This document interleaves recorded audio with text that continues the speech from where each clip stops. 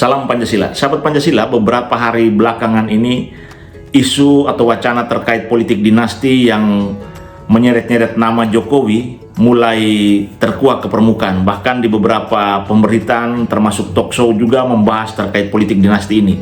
Denny Siregar, salah satu pegiat media sosial dari Cokro TV, bahkan pernah membuat sebuah konten berjudul Surat Cinta untuk Jokowi. Denny dalam kontennya itu menyampaikan bahwa dia tidak mau Jokowi yang sudah bekerja 10 tahun secara luar biasa ini kemudian harus jatuh, harus kehilangan simpati rakyat hanya karena mainan politik dinasti ini. Denny mewanti-wanti agar Pak Jokowi dapat mengambil langkah bijaksana terkait keberadaan putra-putranya termasuk anak mantunya yang hari ini mendapatkan kekuasaan lewat kursi atau karpet merah yang diberikan oleh PDIP. Dan yang paling baru adalah hadirnya sosok Kaisang yang kemarin menyatakan diri bergabung bersama PSI dan didapuk menjadi ketua umum. Yang menurut Denny, kondisi semacam ini terlihat bahwa Jokowi seolah-olah melakukan pembiaran, namun dalam konteks pembiaran itu orang kemudian membaca bahwa Jokowi sementara memainkan langkah catur politiknya untuk membesarkan putra-putrinya dan menciptakan sebuah dinasti baru dalam proses politik nasional.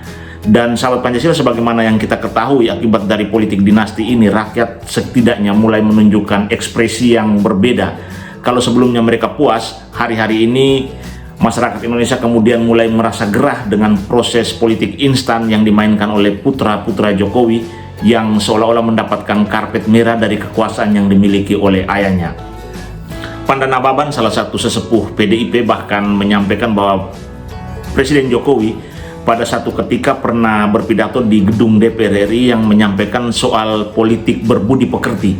Panda kemudian menyampaikan bahwa jika Jokowi ingat betul tentang pidatonya ini, tentunya dia akan sangat bijaksana untuk mengerem putra-putrinya. Apalagi Panda menyampaikan bahwa dia menjadi ngeri, bahkan tidak bisa membayangkan bagaimana konsep politik berbudi pekerti ketika PDIP memberikan keluasan kepada Jokowi untuk menjadi presiden selama 2 periode, menjadi gubernur dan wali kota Solo, kemudian memberikan ruang kepada Gibran Raka Buming Raka yang adalah putra Jokowi tanpa melalui proses penyaringan dari anak ranting sampai keputusan DPC dan mendapatkan persetujuan dari Megawati Soekarno Putri serta merta menjadi calon wali kota Solo ketika itu. Panda menyebutkan bahwa ini adalah berkah yang harusnya disyukuri oleh Jokowi dan keluarganya, bahwa mereka diberikan perlakuan khusus sebagai keluarga presiden. Dan hari ini kita lihat bahwa Gibran seolah-olah sudah mendapatkan legitimasi yang luar biasa, mendapatkan kekuasaan dan kekuatan yang luar biasa, dan berusaha mendepak atau meninggalkan PDIP. Gibran bahkan mulai tertarik, kalau sebelum jadi menyatakan bahwa dia tidak berminat atau tidak tertarik untuk menjadi calon wakil presiden karena persyaratan batas usia yang oleh undang-undang tidak mengizinkannya. Hari ini bahkan Senin nanti Mahkamah Konstitusi bakal menggelar atau memutuskan gugatan ini, yang kalau sekiranya gugatan ini diterima berarti jalan Gibran untuk menjadi calon wakil presiden akan semakin terbuka mendampingi Prabowo. Pandah bahkan menyampaikan bahwa kalau sampai Gibran memilih langkah untuk mendampingi Prabowo, dia membayangkan betapa ngerinya moral politik yang dimiliki oleh Jokowi dan keluarganya.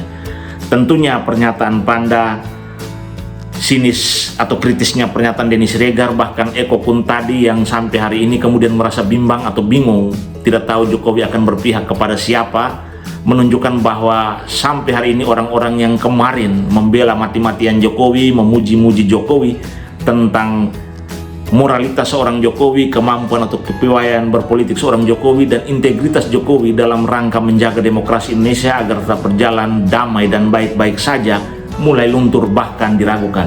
Kita tentunya berharap bahwa dengan diamnya PDIP seolah-olah tidak bereaksi apapun terhadap Gibran yang digadang-gadang bakal menjadi calon wakil presidennya Prabowo, kemudian pertemuan antara Puan dan Kaisang yang juga belum menunjukkan titik terang kemana arah dukungan Kaisang nanti. Bahkan dalam beberapa pernyataannya, Kaisang sudah menyatakan bahwa masyarakat pasti bingung jika Presiden Jokowi dan wali kota Solonya mendukung PDIP dan Kaisang mendukung Prabowo. Pasti masyarakat bingung soal ini, dan menurut Kaisang ini adalah politik dan orang harus dewasa dalam berpolitik. Dan menurut Kaisang, dalam politik semua hal bisa terjadi. Setelah selesai perhelatan semua akan bahu-membahu untuk menunjukkan sikap gotong royong kembali membangun negeri. Memang dalam konteks demokrasi ini adalah hal yang perlu kita pegang dan kita bangun bersama. Namun dalam konteks moral dan etik demokrasi, saya pikir pernyataan Kaisang ini adalah pernyataan yang lupa diri. Karena Kaisang lupa bahwa ketika dia dapat menjadi ketua umum PSI, dia tidak serta-merta membawa nama dirinya. Karena masih banyak anak muda di Indonesia yang mungkin memiliki potensi jauh lebih besar daripada Kaisang. Namun peluang atau momentum itu tidak ada hanya karena mereka tidak memiliki endorsement yang begitu kuat dari orang besar di belakang mereka. Dan jika hari ini Kaisang menjadi ketua umum PSI dengan membawa label Jokowi, tentunya Jokowi tidak serta-merta menjadi besar kalau bukan karena pintu dan karpet merah yang disiapkan oleh PDIP. Sahabat Pancasila, melihat kondisi ini, saya kemudian teringat akan peribahasa, yakni karena nila setitik akan rusak susu sebalanga. Kita tentu tidak menginginkan kerja besar Jokowi selama 10 tahun yang sangat kita hargai, kemudian menjadi hilang respek kita terhadap Jokowi hanya karena politik dinasti yang hari-hari ini sementara dimainkan.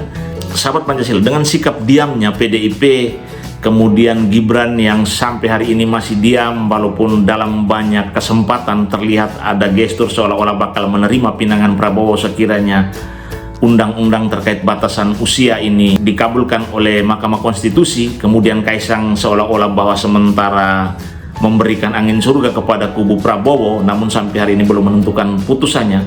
Saya kemudian melihat bahwa ada sebuah dinamika politik yang mungkin sangat cair, dan mungkin juga dinamika politik ini dimainkan oleh PDIP dalam rangka memberikan seolah-olah angin segar bagi kelompok lawan. Namun ketika momentum itu tiba, semua kekuatan yang dianggap bakal bergabung dengan Prabowo akan kembali dan mendukung Ganjar Pranowo.